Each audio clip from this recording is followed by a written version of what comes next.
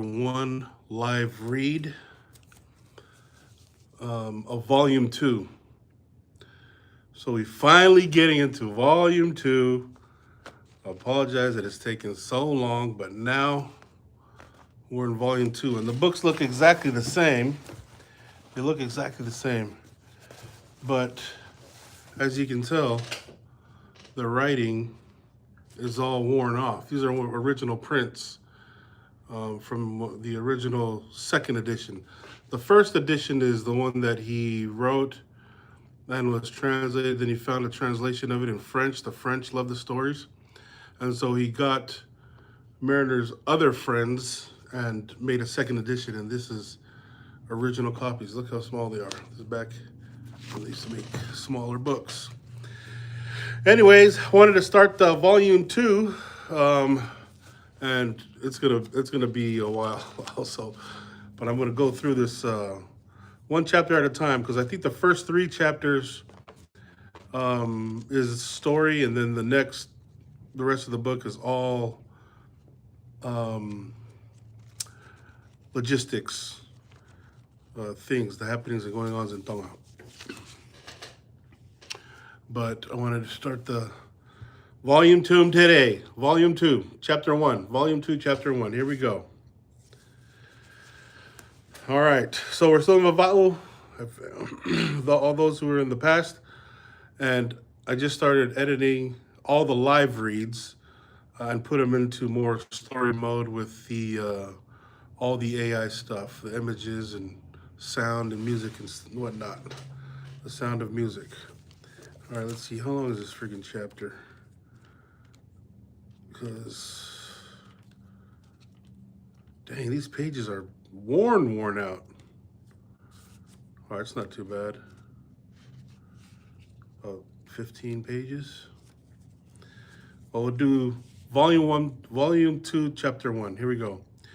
Soon after the burial of the king, Finau proposed to his nephew to rebuild the large garrison at Feretoa, where Finau is Finau Ulukalala's brother.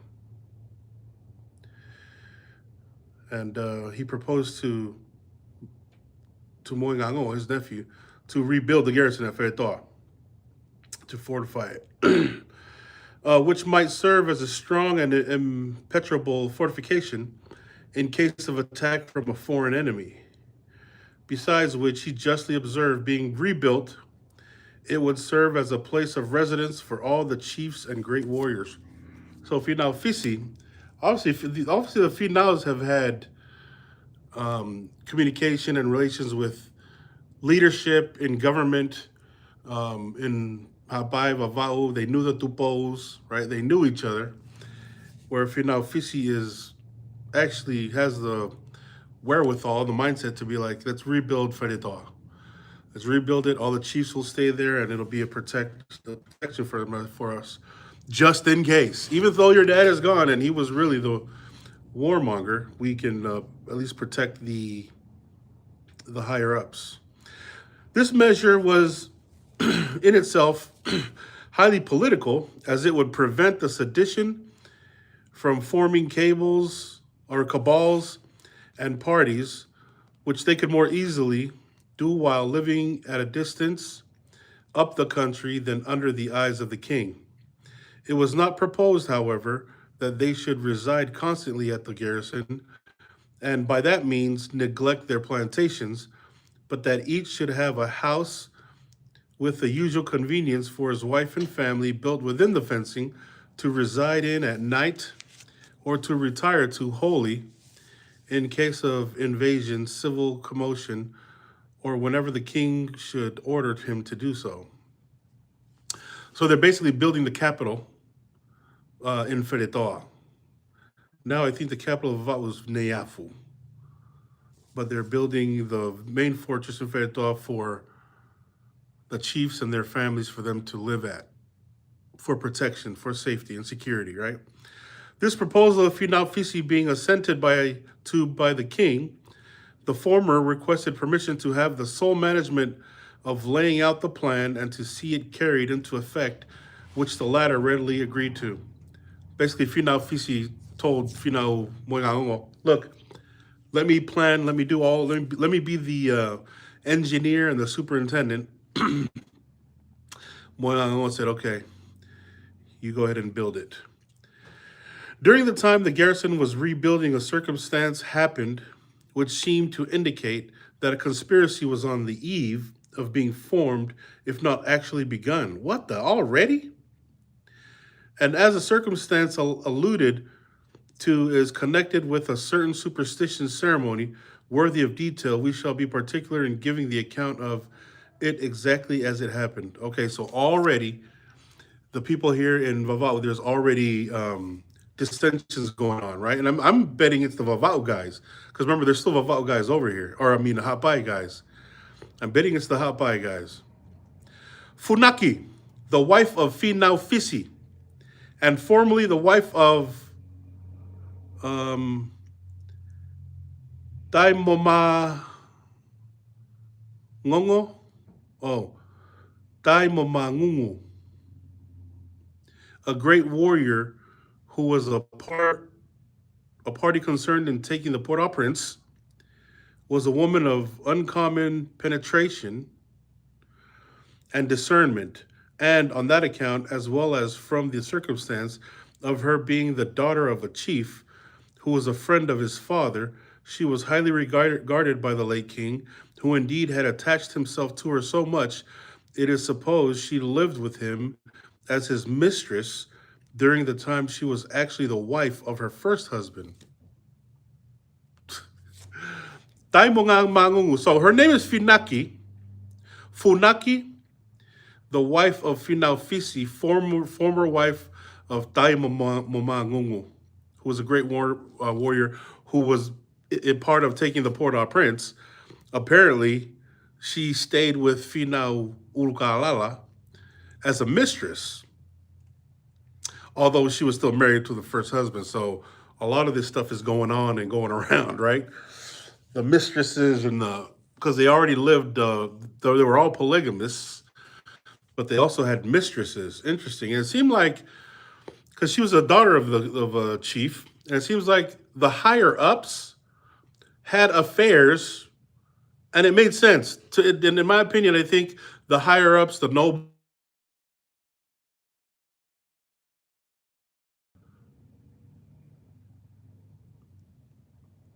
Let's see if this is okay. All right. She was extremely religious. Okay, so this is Funaki. We're talking about Funaki. She was extremely religious and universally respected on account of her accurate knowledge of religious ceremonies, on which subject she was frequently consulted by the chiefs, and upon political matters. Finau himself often applied to her, for in this also she stood eminent in the esteem of everyone. So she was educated. She was knowledgeable in political things. She was knowledgeable in spiritual things, family, and so on and so forth. But at the same time, I'm looking at this and I'm thinking, when she went and stayed as a mistress of Finau Ulukalala, what's that all about? Right? We still have some questions about the marital affairs and happenings. And I'm sure they justified it because she was a daughter of the chief, married to a great warrior, married to a chief, and so on and so forth. But she's obviously looked up to by the people for her esteem, for her knowledge. To Finau, she seemed as much attached as he to her, and after his death, she mourned his loss with a sorrow beyond the reach of comfort.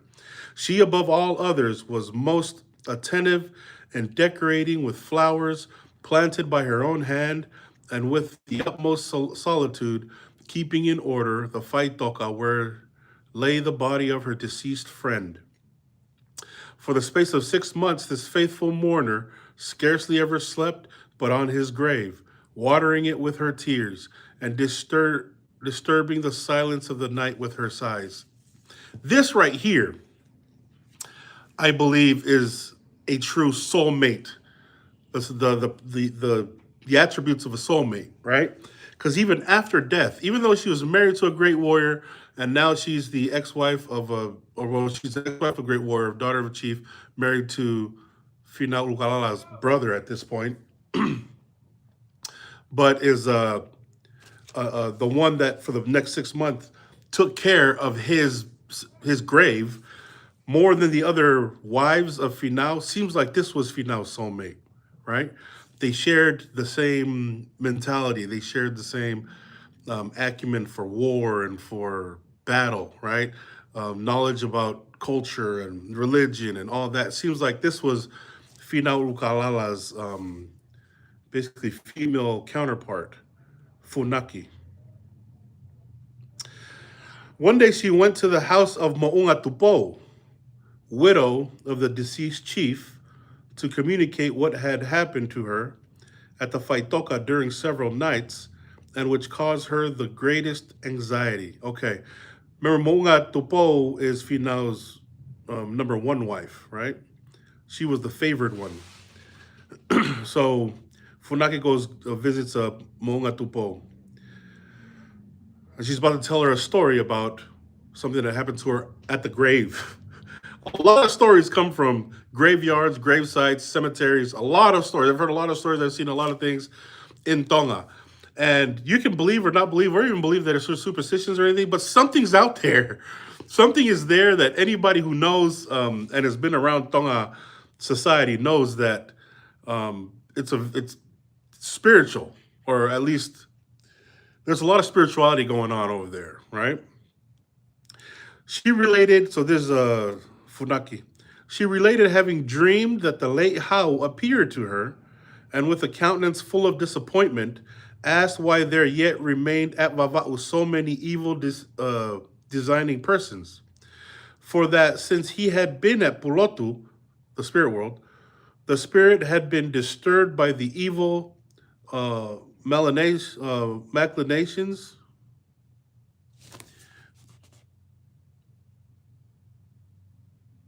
Dude, I need some glasses. Maclinations of wicked men conspiring against his son. But he declared that the youth should not be molested, nor his power shaken by the spirit of rebellion, that therefore he came to her with a warning voice to prevent such disastrous consequences. That is so interesting because I've had a few or a couple instances in the past few weeks that had to do with dreams and how dreams are the spirit still being awake, being able to get on the frequency of other spirits and communicating with them. While the body is asleep, the body is sleeping, what is the spirit doing, right? And we venture to opine on this subject as far as theoretically, if the spirit is awake, it's doing something, it's thinking something, it's deep diving in, thinking about, whatever it's thinking about, but on the frequency of other spirits, that other spirits communicate. And so we believe that spirits actually come and visit us in our dreams, perhaps because of that, because the physical body is sleeping and the spirit's still awake. And if the spirit's still contemplating and on the same frequency as other spirits, that perhaps they are communicating with spirits, even on the other side, if they are, on the same frequency. There's communication going on. So in Tonga, we've always believed that spirits communicate through dreams or in dreams, right? And it's come to warn, or Finau Ulukalala came to warn her. So she obviously fell asleep and her spirit got tapped into the frequency of where Finau Ulukalala was, and Finau Ulukalala told her, I'm here in the spirit world, and there are people planning or plotting against my son. I need you to go and fix that, or warn everybody, warn that something's going on, that there is a plan against my son, and I need that to stop. That's Finau warning Funaki. The apparition next desired her to place in order the pebble stone upon his grave and pay every attention to the Faitoka, then disappeared. So Finau Ulukalala came, told her that, and then he disappeared. Footnote says, it must here be recollected that mourners were accustomed to to smooth the graves of their departed friends and cover them with black and white pebbles. Moungatupo, upon hearing this account, thought it expedient to search the Faitoka to see if the charm of Tatao had not been practiced in regard to the present of Finau. We talked about the charm of Tatao, right? So the footnote says it consists in hiding upon the grave or in any part of the Faitoka some portion of the wearing apparel of an inferior relation of the deceased, in consequence of which that relation will sicken and die, or it may be buried in the house consecrated to the tutelar god of the family. This charm is not supposed to have the desired effect when the grave of the deceased person is made use of, unless the deceased was of superior rank to the person on whom the charm is practiced. So basically, it's a curse. It sounds like some voodoo stuff, right? Because if there was somebody I had, one of my enemies, if I had an enemy, I would go take something from him and then go bury it in a grave. And that's the voodoo. That's the voodoo they're talking about, a charm. Something that belongs to them that buried in the grave. And that will curse that person, right? Or bring some kind of cursing upon that household. Well, Tupo Mounga, the number one wife of Finau, thought that somebody may have put a charm in there for her. So she actually went to the cemetery, looked for something, it's called tatao, right? Tatao means to cover. Looked around in the grave of something that belongs to her that somebody may have put there to curse her and her household. So it's real. The superstition, or at least what they believe, is real, right? Let's see. They accordingly went together to the grave, and after accurate examination, they discovered several bits of ngatu and a wreath of flowers, curiously formed in a peculiar manner, invented by one of the wives of the king, and which they recollected to have seen him wear round his neck a few days before. So they actually went to the cemetery, and there's a few pieces of ngatu in there. And it could be anything, right? You go to your enemy's house and tear off a piece of ngatu or clothing, or just like this, a wreath or a necklace, and put it in there, either on top or buried under in the sand as a curse. This circumstance being communicated to Finau and coming to the ears of the chiefs and of the Mataapules of the late Hau, produced considerable consternation among many of them. Finau, however, with that cool presence of mind which marked his character, issued orders to his chiefs to keep a vigilant lookout, and without discovering the least alarm, did everything in the way of preparation against the worst that might happen. This is how hardcore they believed in superstition, to the point where these two women took the news of the tatao, of the charm, to the head chiefs, and the chiefs told everybody, look out, there's a plan, a mastermind going on against either the son, Moingangongo, or the people, or the high chiefs, or whatever, but something's going on. And it's not nothing to them. This is, right, this is conspiracy going on right now. Because you're not supposed to mess with the grave unless you're the wife or the wives of the deceased, and nothing's supposed to be there except for those rocks. This is interesting. He kept Mr. Mariner constantly near him, that they might not be accidentally separated in case of any public disturbance.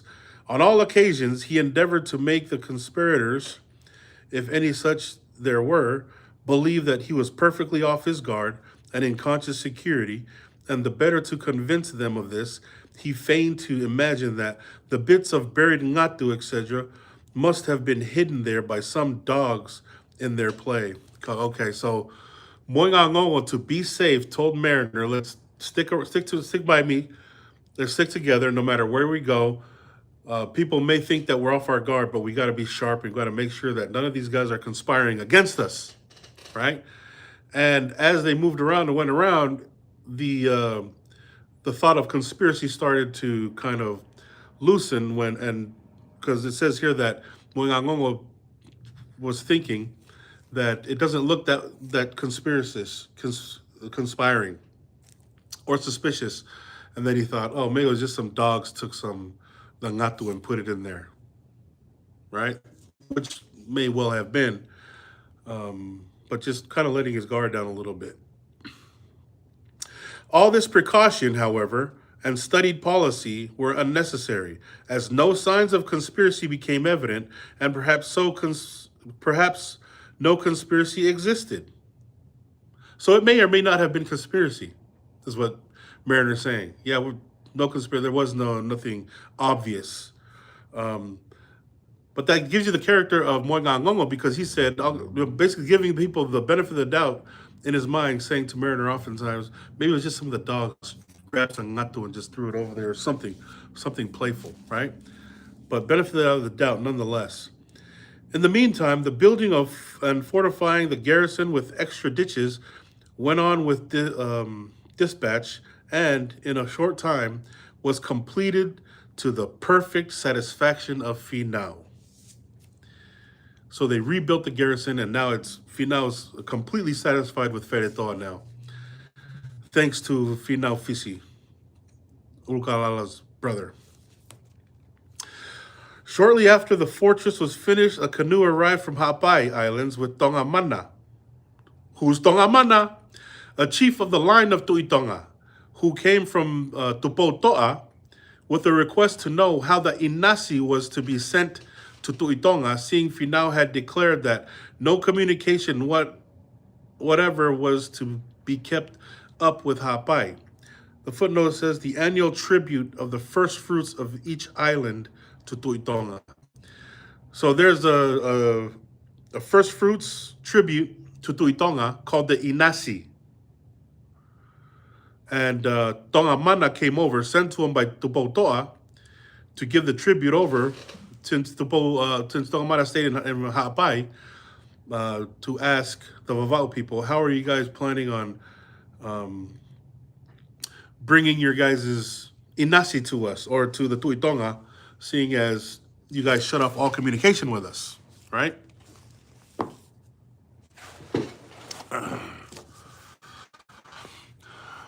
All right. As all on board were habited in mats, okay, so they're dressed in mats, with leaves of the ifi tree round their necks as a token of submission, and that they came upon a religious duty, they were permitted to land. Remember, we talked about how Tonga, if you have mats on and ifi leaves necklaces, religiously, they were religious about it, under the gods, the protection of the gods, that they would be protected. You'll be protected if you're wearing this uniform. So the Hapai guys were allowed to come on to land in Vava'u. After having presented kava to several consecrated houses, they came before Finau and presented some to him, then opened the subject of their mission.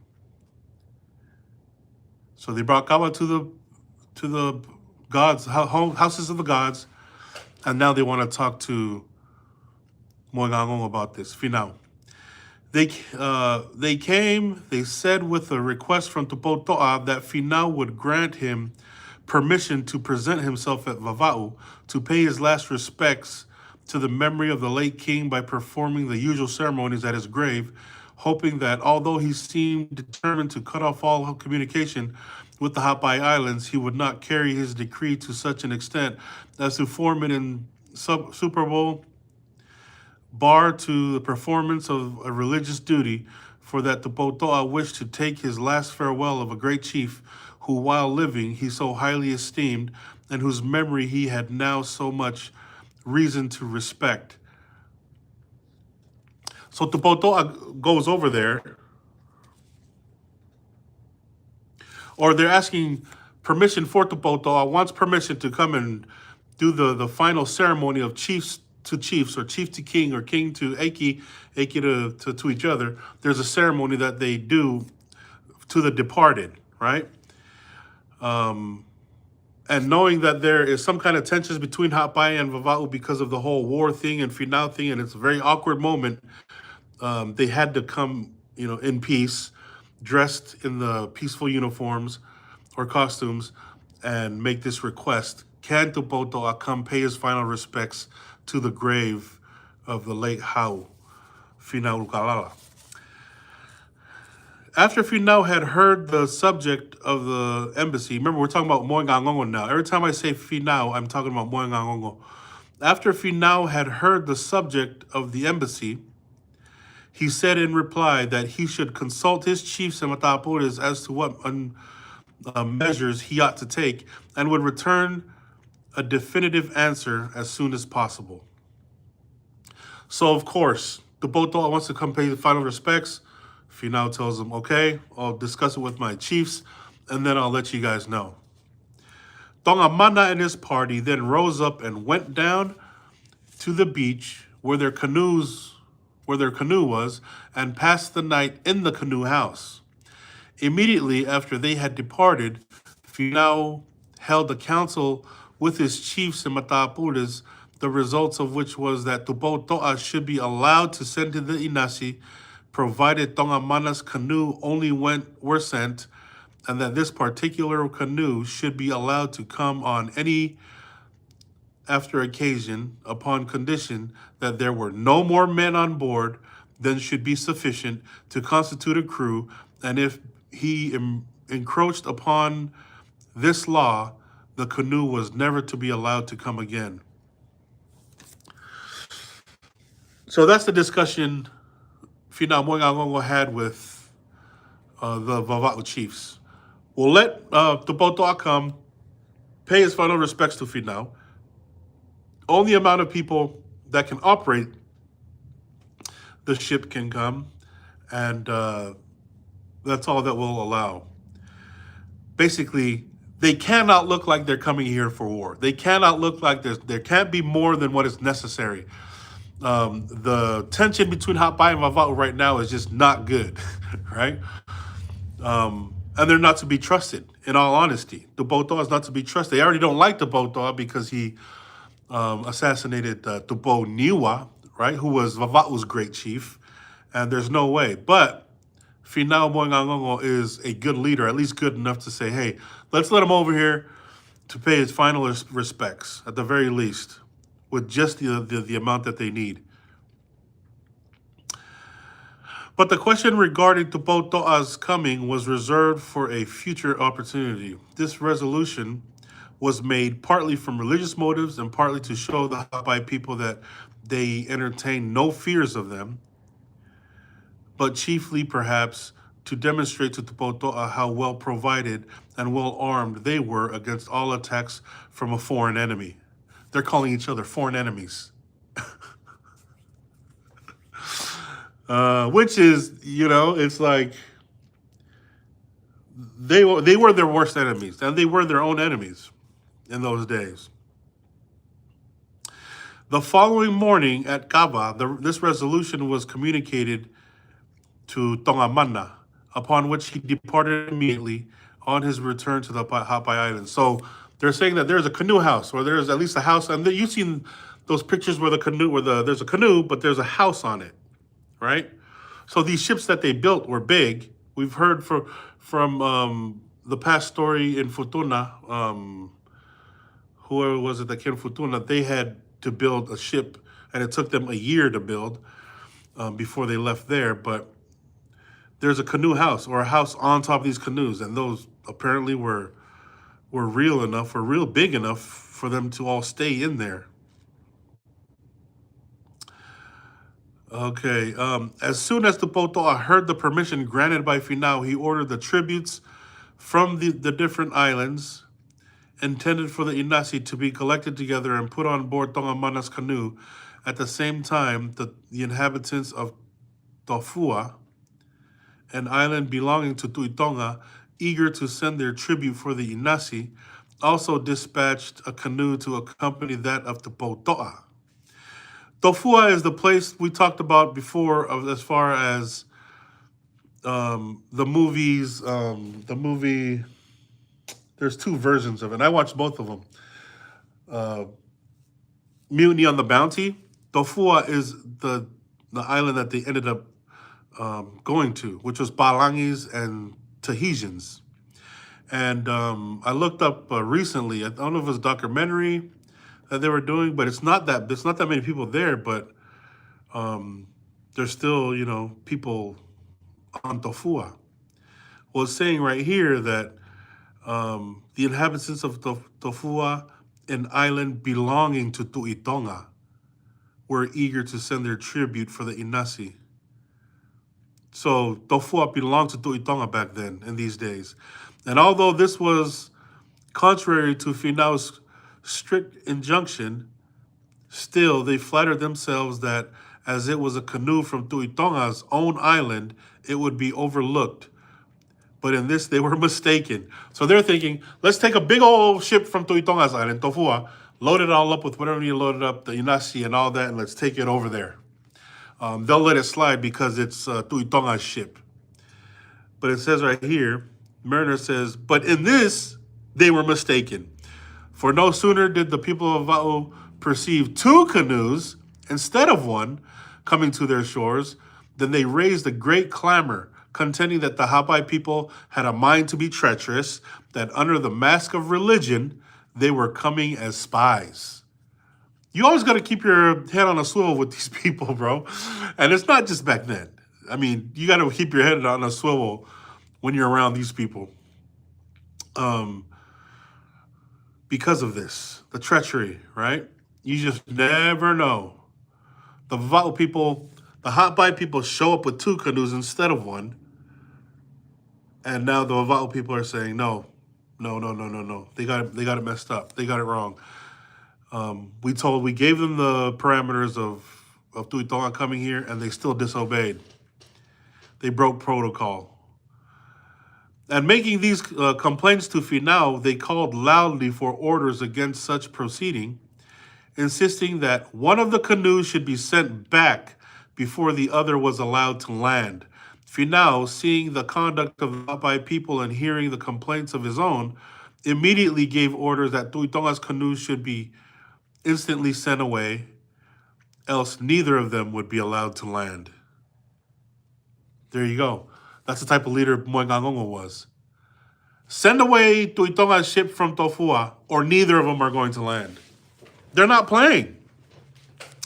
Because of their dealings with, the Hapai people before. And even though it was Finau Ulukalala, the Vava'u guys ain't having it. Perceiving, however, afterwards that Tu'itonga's canoe was laden with part of the tribute, and as it would have been sacrilegious to have sent back any portion of what was intended for the Inasi, he ordered it to be landed, and the canoe with all its men, who by the by were choice warriors, to be sent back immediately. On this occasion, Finau, reflecting how easy it would be for any of the Va'u people to leave the island in Tu'itonga's canoe, because the law which he had previously made extended only to that of Tongamana, and seeing no way of preventing the evil, he openly proclaimed to the people that if any wished to go and reside at Hapai, they had now an opportunity, but that they would not be permitted to return to Vava'u. No one, however, thought proper to leave the island. So Moengangongo is cool. All right, I see that you guys brought Inasi on that ship. All right, bring it, let it land. Let's unload it. But as soon as we unload the tribute, all those guys, because Finau recognized, Moengangongo recognized, all those guys right there that brought the Inasi, those are all great warriors. Unload that ship with all the Inasi, and then you guys go get back on the ship and go back right away. Okay? We can't, the Vava'u people will not have that. Not only that, but Moengangongo said, and if anybody here in Vava'u doesn't want to stay here under my rule, or my rule with the chiefs and To'umu and everybody else, you guys go too. If you don't want to live under this rule, of freedom, of prosperity, of everybody grows and plants their own food and eats, and we live free of any other islands or any enemies, foreign and domestic, right? You get on those ships and you guys can go too. I'm freeing you. I'm letting you free. In which Mariner said nobody wanted to go. These are all true Vava'u people right here. The true Vava'u guys. Because remember, they already kicked out the Hapai guys, and now the Vava'u guys, if there anybody of you that wants to go, you guys can go too. All right. After the ceremony of Inasi, the canoe of Tongambana was sent away with permission to bring Tupouto'a and any of his chiefs that thought proper to come,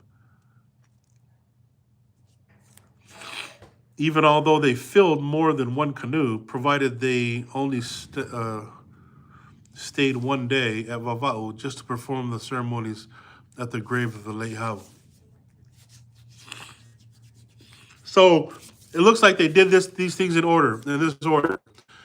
The canoes were out in the ocean. Bring the Inasi canoe first.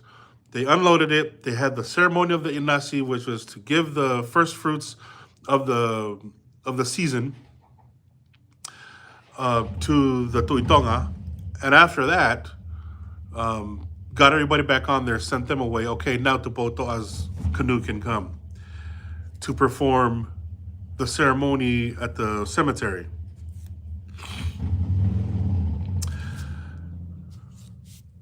Finau had begun to consider that it would be bad policy to impose too many restrictions on the admission of the Hapai people, as it would indicate want of strength and a certain degree of apprehension. And on the other hand, as the fortress was very strong and able to resist almost any adverse force, he had not so much occasion to be under alarm. In the meantime, he dispatched several small canoes to the outer islands of Ha'afuluhau, which is what they call Vava'u, Ha'afuluhau, to watch the arrival of Tupouto'a and to return with immediate notice of this event to Vava'u, which they did as soon as they saw 3 canoes which hove in sight. So basically saying that Moegago didn't want to overburden too many rules against people coming, to do the ceremony at the cemetery, because for one, he didn't want to look weak and look like, oh, he's scared. Oh, they're probably not strong enough to hold.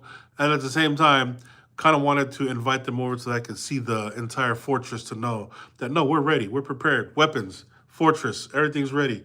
Warriors, right? Kind of like a show and tell, if you will. Thereupon, Finau sent back several of his canoes to meet those of Tupouto'a, with orders that the Hapai canoes should not advance further than the neighboring islands, but that they should bring Tupouto'a and his party along with them up the creek to Feretoa in the Vava'u canoes. This was accordingly done, and Tupouto'a and about 60 of his warriors were now landed near the fortress. They were all dressed in mats. Their heads were shaven, and leaves of the ifi tree were around their necks, according to the custom at burials. Several boys bearing a few spears, arrows, and clubs followed. We talked about how they took a few boys to Nualofa at the Nualofa War, and those were the newly tattooed guys, right? Teenagers, to finish them off. The men would go to war, and then the rest, they would let the newly tattooed warriors go and finish them off. It seems like they got spears, arrows, and warriors for these few boys. So they followed along.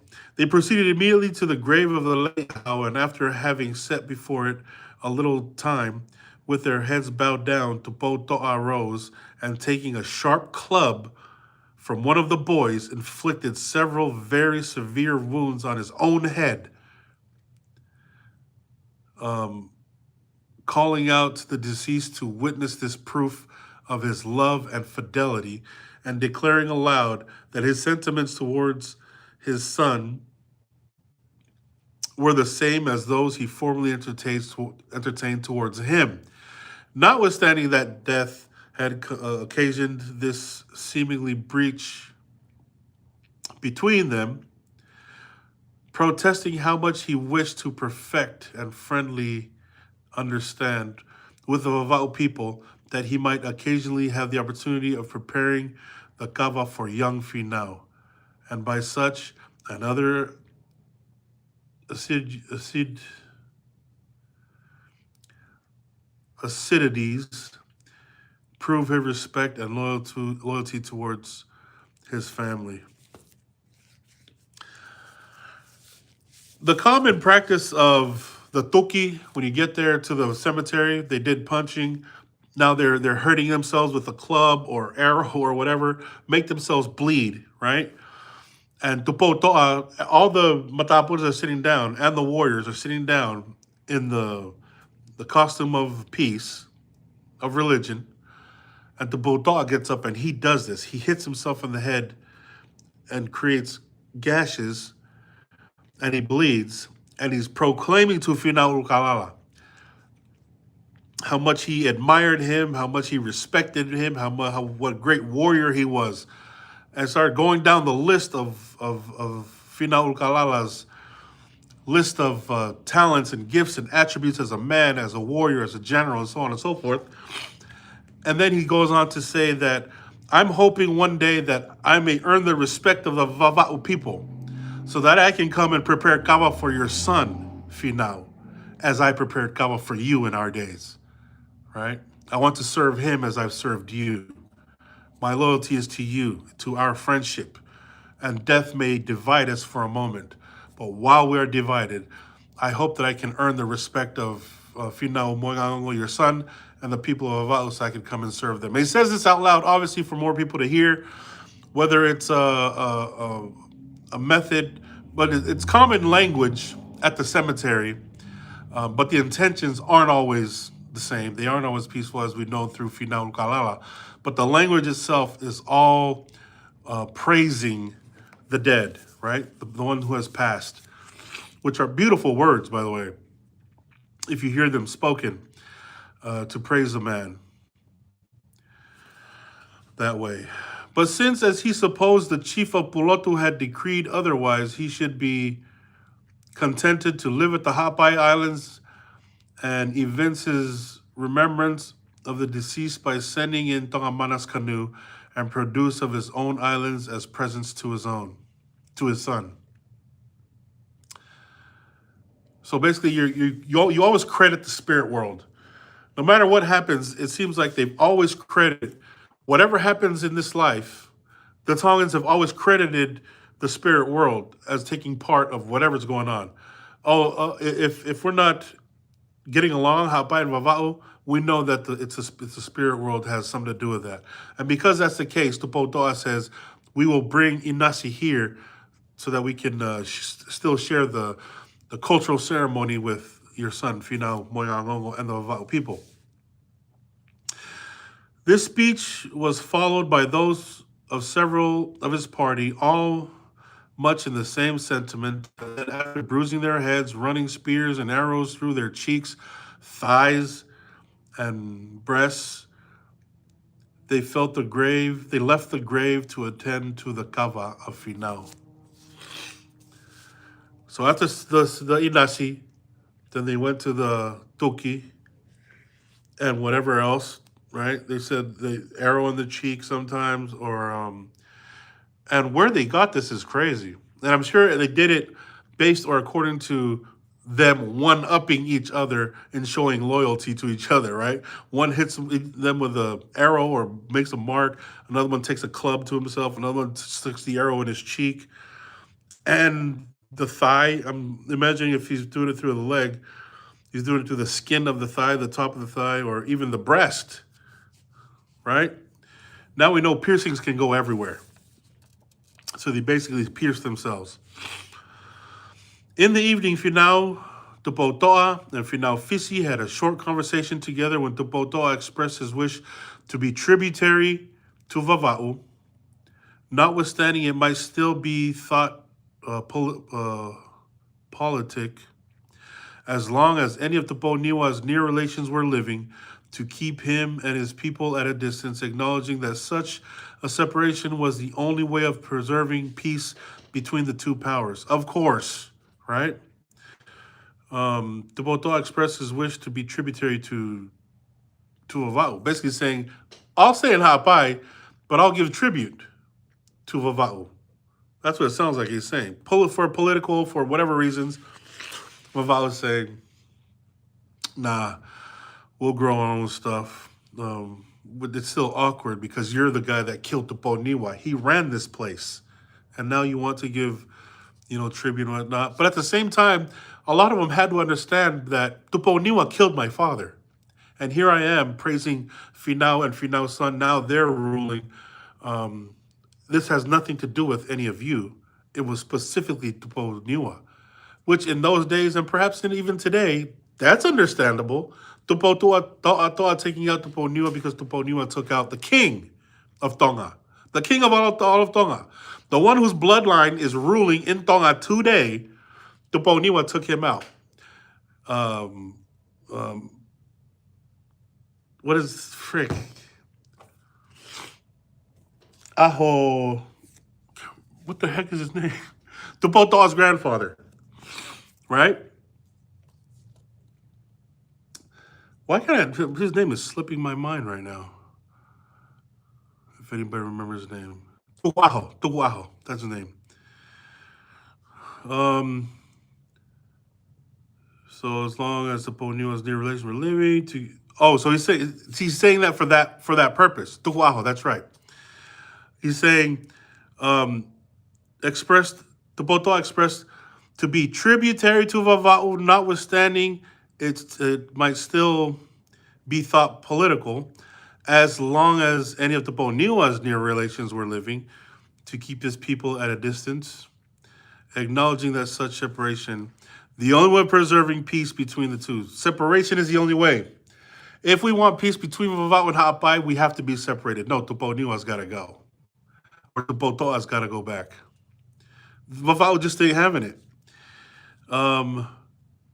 He stated, moreover, that with the view of keeping his own people from meditating either conspiracies against himself or wars against Vava'u, which they would be sure to do if they remained long idle, he should turn his attention to the assistance of the garrison of Hihifo at Tonga, which was upon friendly terms with him, but which he had lately heard was very weak and in great danger of being destroyed by the enemy.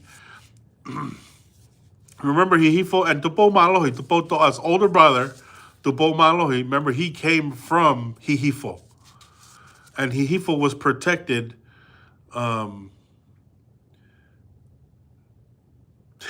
What was that guy's name from Hihifo, the chief of Hihifo? He was the gangster. He was the gangster because he stayed back in Hihifo and ran it because of his homeboy, his friend that ran Hihifo.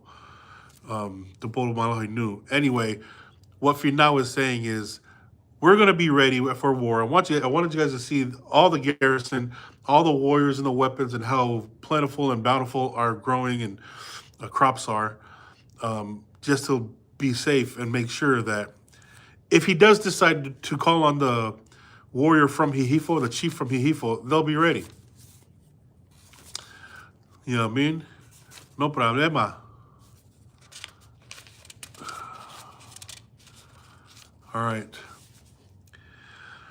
To succor his friends, therefore, he meant to proceed to Tonga with a strong army as soon as possible to Tupo Toa's proposal of still sending a tribute.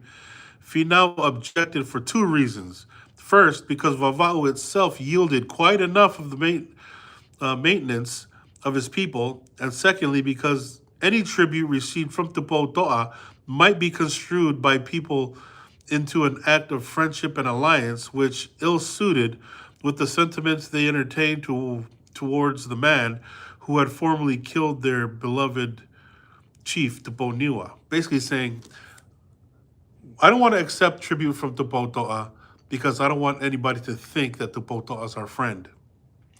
He may use this to at least attract some of the people's eye into, oh, he's a friendly guy, right? He's friendly.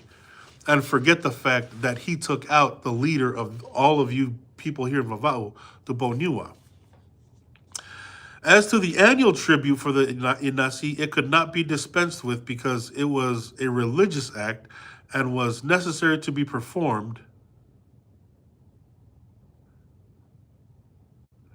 to ensure the favor of the gods and prevent any calamities which might otherwise be inflicted on them. So there's the tributary of the first fruits, and then there is toward a leader or to the island or to Tonga. That's what it sounds like. And then there's an annual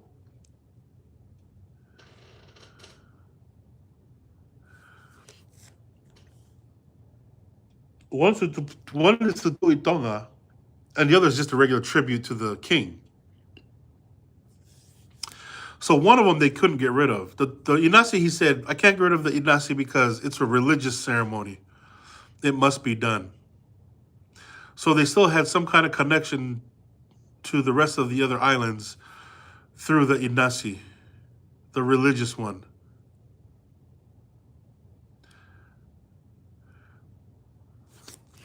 So there's one to the king and then one to the Tuitonga. There's two different ones. It seems like they're saying, right? Tupoto accordingly was obliged to accede to all that Finau had so reasonably said upon the subject, but his pride, it was believed, was much hurt at feeling the necessity of coinciding in the wishes of so young and inexperienced a chief. So basically, Tupotoa is insisting this has to happen. But Finau Ulukalala says, no, it doesn't. And this is true leadership, I think. Like, we have to have the Inasi. We have to, and Ulukalala said, no, we don't. We don't have to have the Inasi. If it's going to be used against our people, as the leader of our people, seeing the history or the pattern of our relationship between islands for the best, the good of our people, I'm going to basically oust it. It's out. It's done. And Tupotoa is thinking, you're too young. You don't know, right? We still hear that today. You're too young. You don't know the culture. You're too young. We have to have that Inasi, right? But the chief, the leader, Moingangongo being the leader, saying, no, we don't have to have the Inasi. We're not going to. It's done. I rule here. And if I see the safety of my people at any point in time during the Inasi, I can tell that there's conspiracies going on for and on behalf of, or some of my people are just going to look at everybody else as nice people, friendly islands, whatever, then there's danger. We're in danger, right? So he's basically saying, no more Inasi for us. Vava'u. Interesting. While yet speaking, the tears ran down his cheeks, influencing, probably by the feelings of his heart, towards the late Hau and sincere regret for his loss. The same evening, he took his leave of Finau by performing the ceremony of Moe Moe. Footnote says Moe Moe is a kind of salute paid to the greatest chief present and consists in bowing the head while sitting cross-legged before him so that the forehead touches the sole of the chief's foot, who sits in like manner, and then touching the sole of the same foot, which may be either the left or the right, first with the palm and then with the back of the head. The ceremony is always performed by a person who may have accidentally touched any part of a superior chief person or anything whatever belonging to him, and unless this ceremony is performed after such contact, they cannot eat. as they suppose without danger of swelling up and dying. Damn. So some of these superstitions are still crazy. They're sitting facing each other. This is the moi moi. You face me, right? And I'm going to come pay my respects in case I touch any part of you or any of your belongings that is tapu. Let me sit in front of you cross-legged. I'm going to touch it with my palm, the bottom of your foot, left or right. And then I'm going to take your foot and make it touch the back of my head. In which they would not eat if that ceremony hadn't been performed, because they believe if they did eat before that ceremony was performed, so the tapu have been broken, they all swell up and they all die. Right? That was the superstition. They are very subject to indurations of the liver and certain forms of scrofula, hereafter to be spoken of, and which, as they conceive, frequently happen from a neglect of this ceremony after touching anything belonging to a superior chief. They most frequently, however, perform it without knowing themselves to have occasion for it, merely as a matter of caution. And if a man has eaten anything without performing this ceremony when he had occasion for it, the chief applies the sole of his foot also to the man's belly as a greater scrutiny, as a greater security against such swellings. Moi moi means literally to touch or press. Moi moi, huh? To touch or to press. I'm trying to think of any time I've ever heard of it used in that context, which obviously it's Tonga, man. We come up with freaking words all the time where nowadays, I mean, anything can mean anything and everything can mean anything. But moi moi means to touch or to press. So that's basically the moi moi. And if a chief feels like a moi moi should be performed just to be safe, then he'll take the bottom of his foot and touch your stomach so that nothing happens to you. Or he'll take the bottom of his foot and touch wherever, right? More often, an appropriate place to touch, just so that no harm comes upon you. This is how hardcore they were in believing that superstition. The same evening, he took his leave of Finau by performing the ceremony of moi moi, and repaired with his men to the canoes, in which the following morning he departed for Hapai. There you go. Tupo to'a's gone. I'm sure he regrets or whatever thoughts and feelings he has. I feel like he took it upon himself to know. It's almost noble of him. Yeah, I had to kill Tupo Niwa, right? And however he's related to Tupo Niwa, because they're both Tupos. Remember, if you get up to the high levels of the nobility, your first name is the title, right? Finau Ulukalala, Finau is the title. His brother is Finau Fisi. That's the title. Their dad was Finau Maufanga, the title. Now, Moinga Ngongo, as soon as Finau Ulukalala dies, he's Finau. Moinga Ngongo. But now they will call him Finau. So if that's the case, then Tupo Toa and Tupo Niwa, how are you both Tupos? Tupo Malohi is Tupo Toa's little brother. How are you guys both Tupos? You guys have to be related, right? Somehow, some way. But it didn't matter back then because they were all freaking related. Taking each other out, right? Relationships, family. You know what I mean? Finau helped Tupo Toa take out Tupo Niwa. So I guess in that, Tupo Toa was trying to insist that we have the inasi. I insist. It's part of our culture. It's our religion.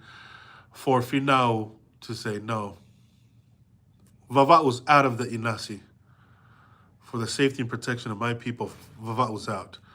And Tupo basically wrote it off to inexperience, too young, doesn't know. Nevertheless, sat down, did the moi moi, right? Touched the bottom, what was it? kind of a salute paid to the greatest of chief present and consists of bowing the head while cross-legged before him, so that the forehead touches the sole of the chief's foot. The forehead touches the sole. So he's leaning all the way down, cross-legged, and taking a foot and touching the forehead to the sole of the foot. And then touch the sole of the same foot to the back of the head. Right? Interesting little things they got going here in Tonga, y'all. Okay. The Botoa was greatly pleased with the appearance of the new garrison. The Botoa saw the garrison, saw the fortress, and was like, oh, wait, you guys did rebuild this mug. Declaring that he had never seen anything so warlike and formidable, not even at the Fiji Islands, where he had lived several years. Tupotoa is saying that he hasn't seen a fortress like this, not even in Fiji. Fiji's the war place. Tupotoa said, dude, I haven't seen... Now we Fiji. I've never seen something like this. Remember, because they went with the Finau Ulukalala, Nualofa, and Nualofa, all the bullets and everything went through the bamboos. Where he's saying, yeah, the cannon fire and bullet fire couldn't go through these walls because it was big old hill of dirt and then bamboos on the inside, and they filled that with mud or whatever they did so that it wouldn't, no bullets or cannonballs can go through. Anyway, Tupoto is impressed.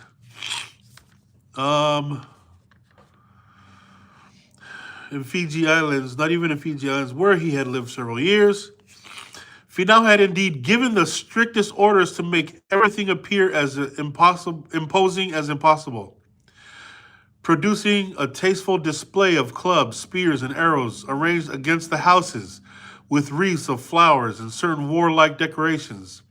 Upon the whole, when the size and strength of the place with its situation was taken into consideration, it was perhaps by far the most formidable fortification that had ever been established in any of those clusters of islands in the midst of the Southern Ocean. There you have it, y'all.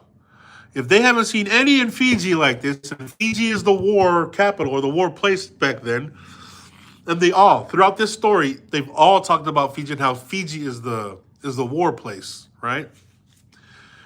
But he's saying here that in his travels, he's never seen anything like this in the Pacific. It's on Vava'u. About a month after the departure of Tupotoa, during which time nothing particular occurred, a fisherman from one of the neighboring islands brought word that a small canoe had been seen coming in direction from Hapai. In a short time it arrived, bringing one of Finau's principal warriors, Lolohea Kaukefu. In short time it arrived, bringing one of Finau's principal warriors, Lolohea Kaukefu, and his two brothers, young lads, who had been at the Hapai Islands in consequence of the illness of their father, who resided there, but was since dead. They brought intelligence that the Botoa had ordered all the canoes to be put in a state for sea, and his fighting men to hold themselves in readiness to depart at a moment's notice. In consequence of this order, Lolohea suspected, and indeed it was universally believed, that it was the Botoa's intention to make a descent upon the island of Vava'u. This is right after we just talked about the Botoa leaving. After he did the moi moi. After he gave respects and complimented. Right? This is and Moingangongo knew this already. Finau already knew this. That you're going to use every method to try to break down the walls and break down so that people put their guard down. Man, this is the greatest fortress I've ever seen in the South Pacific. I haven't seen anything like this, not even in Fiji, right? And Moingangongo had spears all up against the houses, clubs everywhere, knives set, so that the Botoa can come see that if it's war you want to bring, it's war we're ready for in this fortress. And now, Lolohea Kaukefu, Finau Moingangongo's homeboy, came over with his two brothers to bring up news. Tupoto is planning an attack. Already, right? Already. Here we go. Hence, he took the first opportunity to make his escape with his two brothers. For had he waited on the invading army, he could not, in honor, have deserted it, and would thus have been obliged to fight against his own countrymen.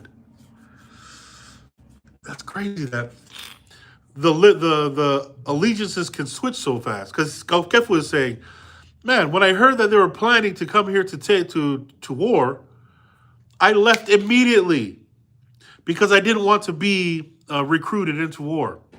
Because if I had been, then I would have to come and fight you. Look at the honesty of allegiance, the honesty of the loyalty that he had to fighting for a cause, and still have the compassion towards who he's fighting against. But it is what it is. We got to do what we got to do, right? He said he took the first opportunity to make escape with two brothers, for had he waited on the invading army, he could not have deserted it. Honor. I'm glad I left right when I heard, because it would have, I couldn't have left the army not honorably. That says a lot about character of a warrior, the allegiance, right? Like, I would have just stayed there, but nah, I had to come and let you know, because you're my boy.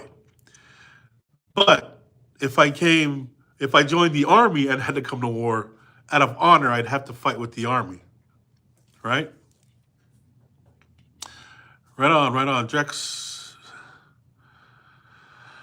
Finau, on hearing this intelligence, was not backward in making the most judicious preparations to receive his enemy, although he believed that his intention was to land his men at Tonga with the view to assist the garrison before spoken of.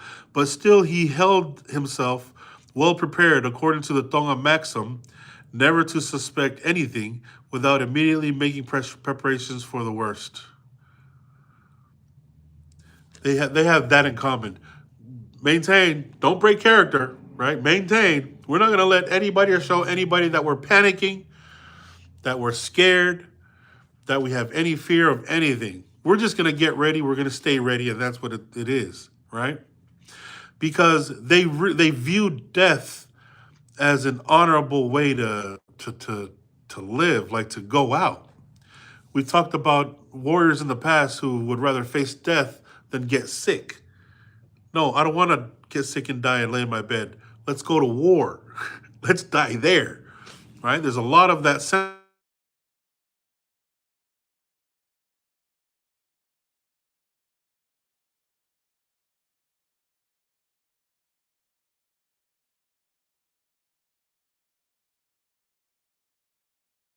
A vast quantity of wood and made a large fire in the midst of placing the gun, of which, when hot, he readily cleared the touch hole. It was then mounted up upon a carriage. Nothing wrong with to drill the touch hole. He collected together a vast quantity of wood and made a large fire in the midst, placing the gun, of which, when hot, he readily cleared the touch hole.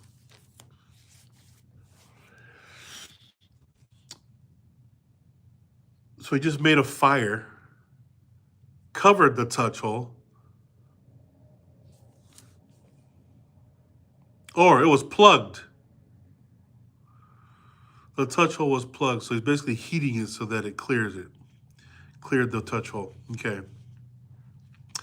And I had to imagine that for a minute, see what was going on. It was then mounted upon a carriage. Thus Finau had 3 guns, 6 barrels of powder. How do they have this much powder? That's a lot. They have a lot of powder left.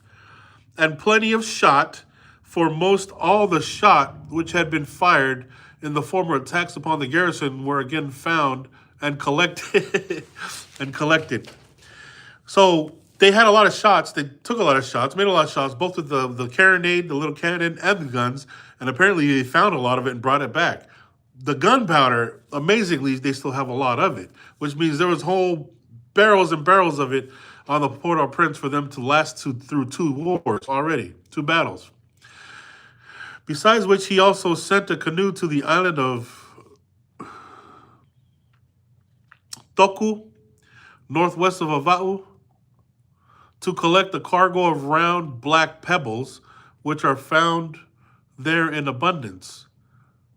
With all this ammunition, Finau was far superior to Tupoto'a, who had only 2 guns and was withal very short both of powder and shot. So Finau has plenty of powder, plenty of shot, both for the cannons, for the carronades, and for the muskets. Tupoto'a only has 2 guns, short on powder, short on shots. So Finau's army is a lot more superior right now. All these preparations, however, were never required, for shortly after Tonga Mana's canoe arrived, bringing intelligence that Tupoto'a had proceeded with his army to the assistance of the garrison before spoken of in the island of Tonga. Oh, okay. So Lolo Hakefu was just being cautious. Hey, Tupoto'a's armies are ready. They're ready. Their canoes. They're on their way, right?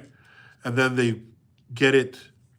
They get it all prepped, and they realize, oh, they finally find out, oh, he got his guys ready to go to Hihifo. He went to Tongatapu to go help the guys in Hihifo.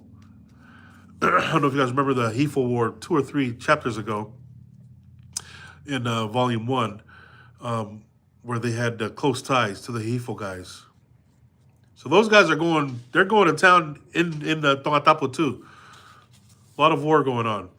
About this time, there happened a very heavy storm of thunder and lightning, which is always considered ominously the natives and esteemed the harbinger of some great event, such as invasion, death of a great chief, arrival of a European ship, etc. This event therefore produced, as it generally does, considerable anxiety in the minds of the people, which was much increased by the dreams of several women. So heavy lightning, heavy storm hit, and they are thinking that because there's a lot of heavy storm and heavy lightning, something's going to happen, or something's happening in the spirit world, or something's happening, maybe a foretell of future events, great events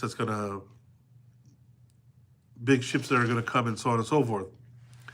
Even to the point where they're thinking it may be dead chiefs.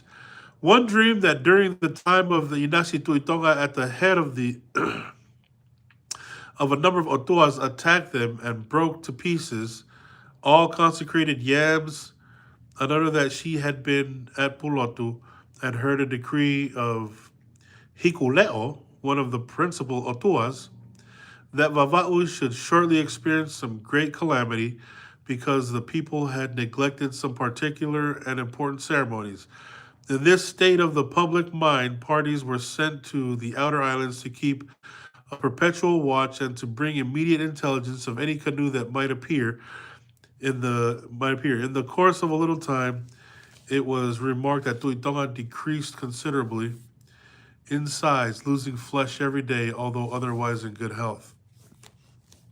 So what's going on in Oahu was great storms and calamities of nature happen, and so they have to tie a superstition to it. What is it? Is it a chief that has died? Is something bad going to happen? What's going on? And basically they're saying that they found out that Tuitonga is sickly, he's lost weight, and he looks like he's going to pass away. A couple of the women had dreams. Somebody in Pulotu, the spirit world, came and told them that you guys missed ceremonies, spiritual ceremonies, so something's bad is going to happen. The superstition is real, bro. I mean, the storytelling, everything, it's like, it's so religiously believed on that they'll go through great lengths to make it right. Oh, just like them having to choke babies, right? They had to strangle babies for those purposes that they really believe. It was not long, however, before he began to complain of weakness and loss of appetite.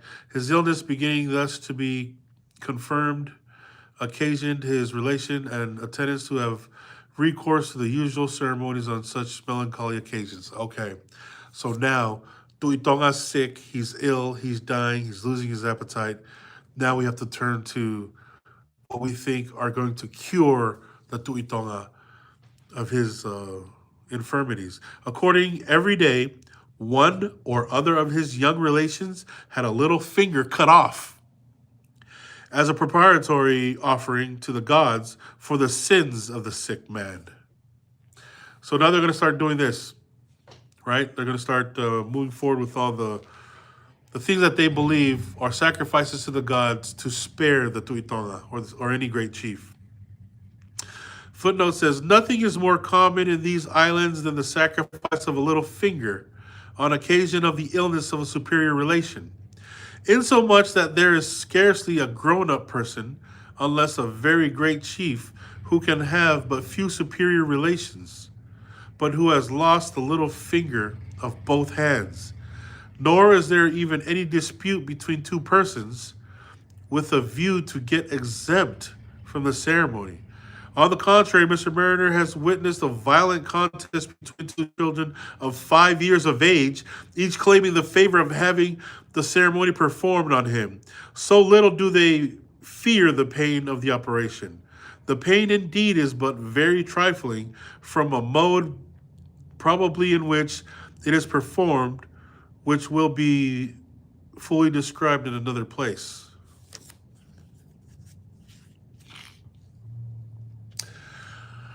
So if a chief gets sick, illy, sickly, going to die, they get one of their relations, a young person of their relations, which seems like the perfect sacrifice because they're perfect, because they're pure, and sacrifice by cutting one of their fingers off. And now they're saying that a lot of chiefs have a lot of young relationships, whether it's children or nephews or whatever, where they're missing pinkies. They're missing their pinkies.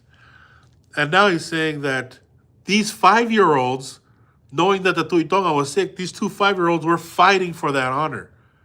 Here, cut mine off. Right? I wonder how they made that choice without fear of the pain. These sacrifices, however, were found of no avail, and greater were soon had recourse to.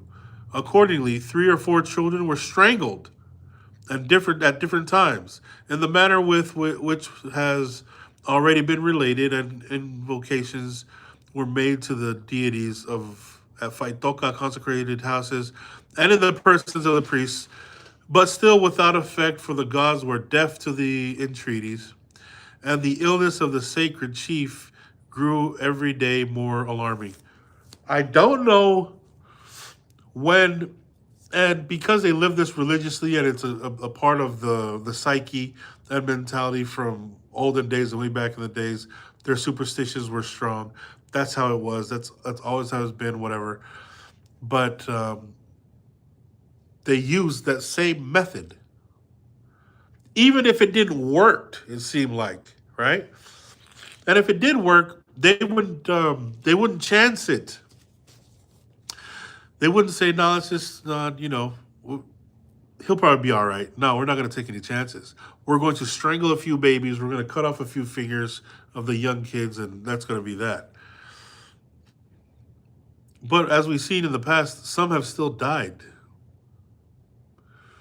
So I would definitely be, of course, the mentality of blind faith and loyalty and all that is what these people, you're not going to change them. You're not going to change the way you think and feel. You go anywhere where a group of people think and feel the same way, that's all there is to it.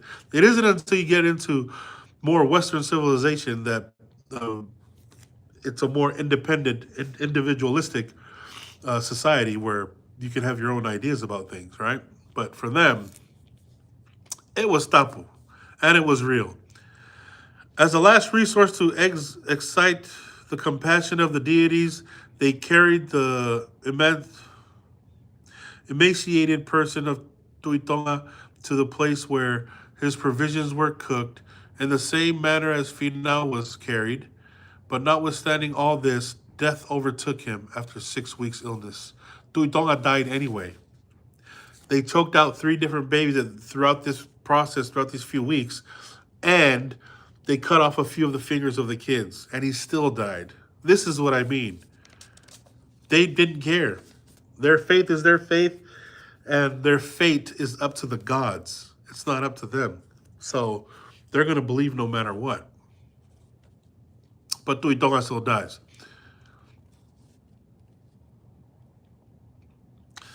There were a few different names of Tuitonga. We would have to come up with a list of all those names, or I'll run through the editing. About a month or 6 weeks after the funeral ceremonies were finished, which will be described under the head of religious ceremonies in the sequel, Finau, who had not broken his head, as they call it, at the grave of his father, because perhaps on a public occasion, it would have looked in him like an ostentatious display of what might have been thought affected feeling. So basically saying that Finau didn't do all that because it would have looked like an emotional thing, right?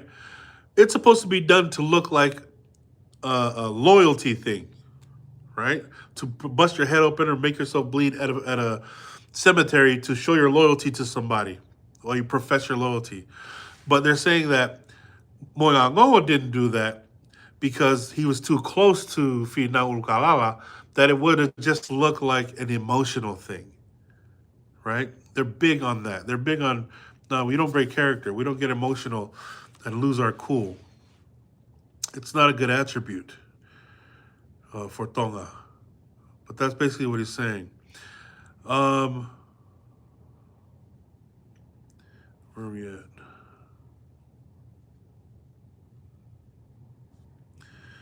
Affected feeling resolved to perform this ceremony in a more private manner, accompanied only by a few of his warriors, to whom he now signified his intention. Okay, that makes sense.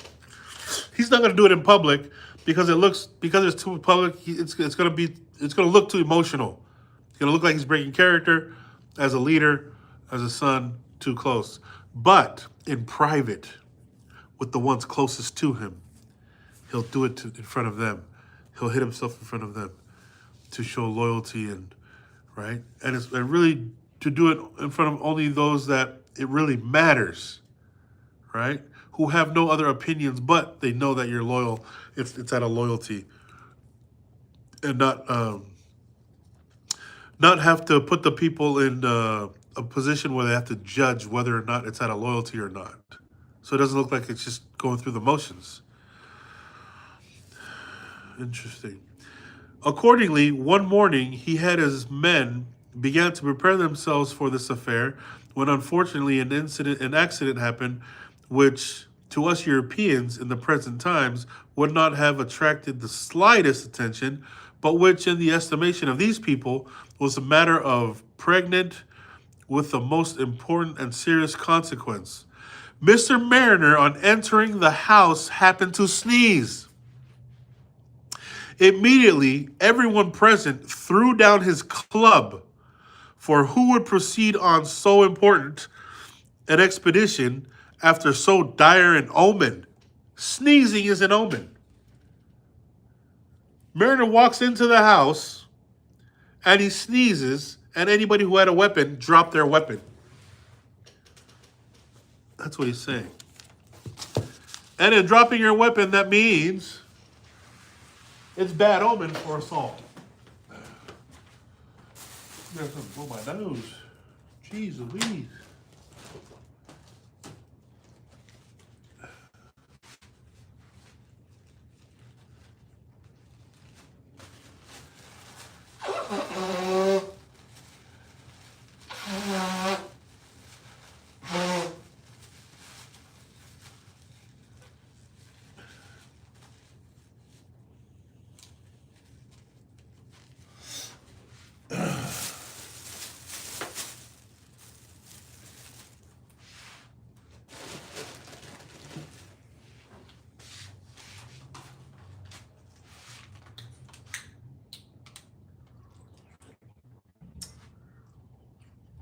Get a drink.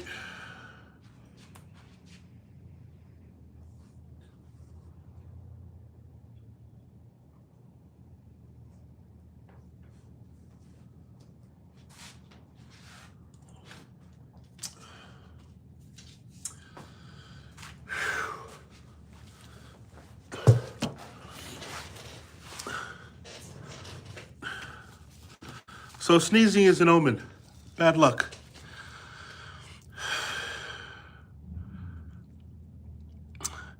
Finau's eyes flashed with the fire of rage, directing them full on Mariner. He cursed him with the most bitter curse. Strike your god! Dang. And rising from the ground, demanded why he came there. To this, Mr. Mariner answered, your father would not have asked me the question, and I am surprised that you are so much unlike him as to believe in such superstitions. Nonsense. Dang. He said that straight to Boingangongo. He said, you are so much unlike him as to believe in such superstitious nonsense. Mariner knew Finau Ulukalala didn't believe any of the, bullcrap, basically, right? Of all the superstitions. And Mariner saying, yeah, you're not like your pops, bro. This was too much for the king to bear, particularly before so many of his men. And snatching up a club that lay near him, he would have instantly dispatched Mr. Mariner if some of the men present had not pushed him out of the house, while the rest held Finau. Upon this, Mr. Mariner wished him goodbye, said if he wanted him, he might send for him, adding that he did not before know that his presence was so disagreeable. So Mariner, Moingangon gets up grabs a club and tries to kill Mariner for sneezing in front of them, the war party, bringing a curse upon them. And Mariner said, all right, fine, I'm leaving. Call me if you need me. I'll be out here, I'll be somewhere else. But I didn't know that he didn't want me around. Footnote says, the expression answering to this in the Tonga language is Bakenofo, and you remain, and is a phrase always used in taking leave of anyone. Oh, upon this, Mr. Mariner wished him goodbye. So he said, Bakenofo. Or Nofo Agoy. But he says, Bakenofo. That if he had needed him, send for him, adding, I did not believe my presence was disagreeable. Several men then came out of the house and hurried Mr. Mariner away, lest Finau, before his passion had time to cool, should pursue him and effect some desperate revenge. He retired, therefore, to a house near the grave. Shortly after, Finau, having consulted with his men upon the subject of Mr. Mariner's sneezing, resolved that, as he was a foreigner and had different gods, his sneezing was not to be considered of any consequence. So some of the Moingango's friends took him away. He goes and stays by the graveyard.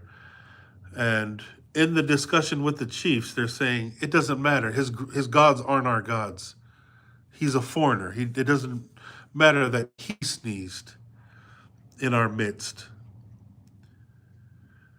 They then proceeded to the grave to perform the ceremony when Finau and all his men, inspired with enthusiasm, cut and bruised their heads in a shocking manner. Finau in particular, not contented with the usual instruments, made use of a saw, the teeth of which he struck against the skull with such vehemence and goodwill that he staggered as he went home with loss of blood. So they usually go to the grave to free themselves of a curse or a tapu. They would strike themselves in the head to make themselves bleed. We're saying right here that Finau took one with teeth, struck himself so hard that he bled profusely, that he staggered on the way home from the loss of blood. These scenes need not be further described. We have already had enough of them. Mr. Mariner immediately after this proceeded to his plantation, resolving to remain there and see how long Finau would be contented without his company. The conduct, according to the manners and customs of Europeans, appears extremely haughty, arrogant, and presumptuous. For although Finau in this instance was undoubtedly much to blame in putting himself in such violent rage, Mr. Mariner being so much the inferior, we might suppose it to be his duty first to ask pardon for the offense so unintentionally committed. So basically, he's saying that why didn't he just apologize? A European would have simply apologized. But Mariner, he spoke up. He felt that he was at least positioned by Finau Ulukalala to be able to speak his mind with such authority. But this plan would be far from producing a good effect in the Tonga Islands. On the contrary, he would have been thought a mean-spirited fellow, ever willing to sink himself below the dignity of a man to purchase the pardon and friendship of a superior. So he's saying that Mariner didn't apologize. Mariner spoke with authority as to, why do you believe this? Your father didn't believe this. And then he made his exit.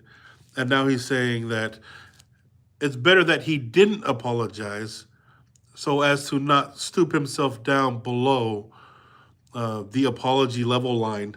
I guess the apology level line and the poverty line in society were at a low bar. So this is the behavior of nobles in their own midst, right? This is how they talk, this is their behavior, this is what they think, and so forth. And had he acted in this way, the king would most undoubtedly have thought meanly of him and never again have made him a confidential friend, which always implies something of an equality. There you go. It's a good thing that Mariner didn't apologize, because if he did, then he would have put himself down below and the king would not have respected him if he did. Instead, he spoke on a point of principle to make himself clear of what he's talking about to Finau Ulukalala. In the evening, a few hours after his arrival at his plantation, a girl came with a message from his adopted mother, assuring him that he was perfectly safe, Finau having expressed his extreme sorrow for his own conduct. She advised him, however, not to return to the king till after several invitations, nor even till he came in person to request a renewal of his friendship. For although it was dangerous in Tonga to be too haughty, on the other hand, upon the principle above alluded to, too much submission would be as bad. He's basically saying a servant of Mariner's adopted mother, Finau Hapai, came out to Mariner and told him, the king has apologized, the king has felt sorry, he's cooled down now, but no matter how many people come out here and tell you that everything is renewed, that the king is okay, that he's at peace, don't come back to Moingangongo yet. Even if he comes out here and renews the friendship, don't go back. And I guess this is a position of nobility where it almost seems prideful. It seems like pride. But at the same time, we're trying to separate pride from noble behavior. And it's not a noble behavior for somebody just to call you back because the king's emotions are calm, for you to satisfy his emotions by coming back. He needs to be taught a lesson in controlling his emotions by sending for you as many times as he wants, even if he comes out himself. It is a lesson that the king needs to learn to control that, his misguided, unbridled passions and emotions, so that he knows that he will come, that Mariner will return on Mariner's due time, and you are to sit and wait for that. That way, you nobly wait and humbled yourself, and Mariner will nobly return with grace. And then the the the states of the high nobility are both maintained, or at least they're both saved, right? That's an interesting concept and happenings. Besides, as she was shortly going to live at the Hapai Islands along with her father, she wished beforehand to see Mariner safe against all future designs and insults from inferior chiefs by those counseling him to act with becoming dignity towards even the king himself, whose friendship and sentiments towards Mr. Mariner she well knew. Muffy Happy taught Mariner everything he knows about nobility, everything he knows about how to be a prince, the son of a king, the son of a high chief. Finau Happy made sure that Mariner was armed with all the education of a noble man, of a prince. Everything politically, everything religious, everything culturally that Mariner had to know, Mafihape taught him all these things. Now Mafihape sent a messenger out to Mariner, whose house is in a house by the graveyard, and told him that your mom would like to see you because she's going to go back to Hapai and live with her father. And being that she basically raised you as a Tongan boy or a Tongan prince, that she wants to see you one last time before she goes back to Hapai. Mafihape is going to say goodbye to her adopted son, Tokyo Kamea, right? And all this is him getting that name from Finau's young infant son that passed away before Mariner got there. Seems like Mafihape's son, Mafihape had an infant boy by the name of Tokyo Kamea, because that's who he named him after Finau's son that passed away. But it makes most sense, I believe, that it was her son, Tokyo Kamea, that Finau replaced with Mariner and called him Tokyo Kamea, so that she can at least speak Tokyo Kamea's name while Mariner was her son. And that is just all my connecting the dots as far as what he meant to her and her efforts to teach and instruct everything she missed on teaching her own Tokyo Kamea, because he died as an infant boy. She put upon William Mariner and was able to speak that name and speak it with love, with the adoring mother, heart of a mother who wants to give every information that she wished she could give her infant son Tokyo Kamea, but can't. But now is going to give it all to Mariner, and now she wants to see him one more time before she returns to Hapai and stays with her father. That's what's going on right now. He therefore took her advice and remained at the plantation 10 days, notwithstanding repeated messages from Finau and entreaties to return, and at last so intimatedly the messengers by threatening to shoot them if they appeared again with that errand, that Finau resolved to fetch him himself. The messengers by threatening. Okay, so Finau kept on sending messengers. Basically, Finau was telling the messengers, all that, I'm done being mad. And Mariner stayed in that house with the messengers kept coming. And then finally, Mariner said, do not return here. I'm going to shoot you. I don't want to return. I'll return when I'm ready. Don't come back over here. To the messengers, he's saying. Accordingly, and then it says right here, if they appear again with that errand, that Finau resolved to fetch him himself. So Finau decided, all right, I will get Mariner myself. I will get Toki myself. Accordingly, one morning he entered his house, and having awakened him, saluted him in the kindest of most affectionate manner, begged pardon for his too hasty conduct, and wept abundantly.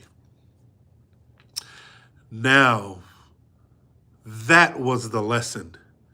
The lesson wasn't to see, and it's almost a chess game of nobility as to who's ready to stand their ground to make sure that the other person knows that they were in the wrong, right? He was wrong. He lost his cool. He lost his emotions. He couldn't control it and had no discipline. Finau did, to where Mariner Tokugawa stayed in the house the whole time. Finally, Finau comes over, sits down, cries profusely, saluted him in the kindest and most affectionate manner, and begged for his too hasty conduct, and wept abundantly. So he's crying, he's weeping. I was wrong. Finau is saying this to Mariner. In front of my men, I was wrong. I got up with the club to kill you out of, this superstition of sneezing, you sneezing, right? All of that. And the most affectionate salute, it's either the moe moe, which was the forehead to foot and then forehead to the back of the head, or it was the other one, where when Mariner first ran into Finau Ulukalala, Finau put his nose on Mariner's forehead and did a breathing in sound, right? Kind of like the hongi that the New Zealand people do. The New Zealand go forehead to forehead, and then I'm stuffy right now, but another salute would have been nose to forehead to Mariner's forehead. They already described the kiss that in Tonga it was cheek to cheek with the. So there's different ways they did these salutes, and he cried abundantly.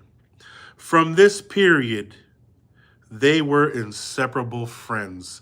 It's amazing how the hotter the conflict between two friends, the closer they become. And it's almost as if, and it's no different from sibling rivalries. The hotter they were as kids fighting back and forth, you look at any of the freaking families in Tonga or even my siblings, as much as I beat the crap of my little brothers or my older brother beat me up or whatever fights that we had, those moments create such an intimate relationship between two souls, right? Because of how hot it was and how cool it was in the forgiving stage, right? We've done everything to each other, us as siblings, to where it's gotten so out of hand and out of control, and have forgiven each other for it, so much so that there's nothing that can separate us.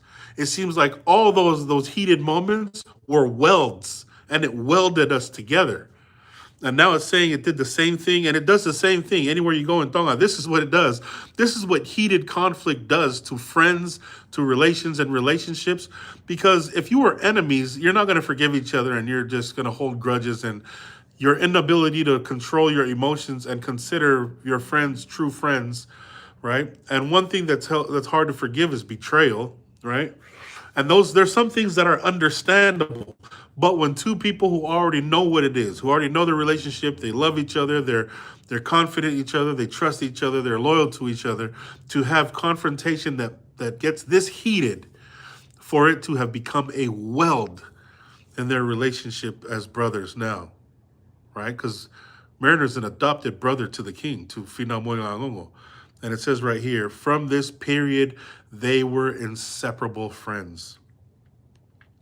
During this reconciliation, Finau explained to Mariner the cause of his unseasonable rage against him for sneezing. It was not that he had any superstitious idea of it as a bad omen, but that it might have this effect upon the minds of his men and pull off his intended ceremony. So Moigagawa is saying, it's not that. It's not that I believe it. It's not I believe in this omen and this nonsense of sneezing in front of warriors and they drop. No, it's not that. It is the fact that my men believe it. My warriors believe it, right? That's all I was mad about. I wasn't mad that you sneezed. If you walked in the house, probably if you walked in the house and it was just Finau, I'm sure if he sneezed, it wouldn't have bothered him. But he's saying it's not that. It's that it caused my men to lose faith. It caused my men to lose courage because everybody's so sold on the perception of all these different superstitions that they have, that it's real. And they come and the punishments come from the gods and they come from Pulotu. So anyways, that's chapter 1 of volume 2, which looks like just another chapter of volume 1, which really is still part of the story. We're not into the thing, but it's still storytelling of mariners still being there in Vava'u. Anyways, mahalo everybody for watching, or anybody who watched or can watch or whatever. I actually have a starting to build a little bit of a team to start all these live ones to turn them into cut up versions of the story into the edited AI versions of the storytelling ones. And then after that, I'm still in the first phase. This is still the first phase. Editing is like the second phase into the AI version, and that will go into the third, fourth, and fifth phases of this entire project that I'm doing. That it's going to take a while, but it's going to eventually end up on the big screen in story mode, hopefully in series mode. But this is all part of the first phase. Thanks for being here. Thanks for being part of it. Ofat kamotol tu ofat. Okay, we'll see you in chapter 2 of volume 2 next time.